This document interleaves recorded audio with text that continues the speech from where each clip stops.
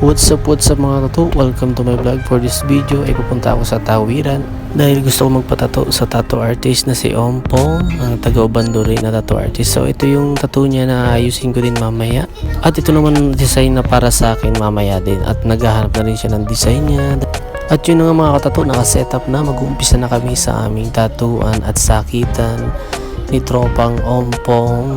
At yun nga guys, mag-uumpisa na ang sakitan namin ni Tol Ompong. Yan, idinikit niya na yung design ko sa liig. So guys, ako nga palang gumawa ng design ko. Yan, prinihan ko lang, kinopya ko lang. Dahil wala kaming printer. So, kailangan nating mag-freehand. At yun nga, nakasetup na. Yan, naglagay na siya ng ink. Dahil mag-uumpisa na kami. At yun na nga guys, nag-uumpisa na nga siyang tatuan ng aking liig. Oh my God.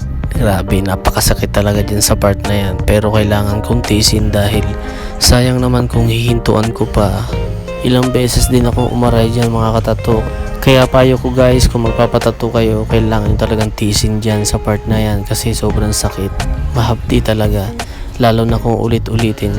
Sa gusto din pala magpatato, pwede nyo i-PM si Ompong at pwede nyo rin akong i-PM kasi nagtatato rin ako. Same kaming tattoo artist ni Tol. At yun na nga guys, natapos na nga ang design na yan. So pinas forward ko na kasi sobrang sakit. Nahihirapan din ako mag-vlog sa sakit.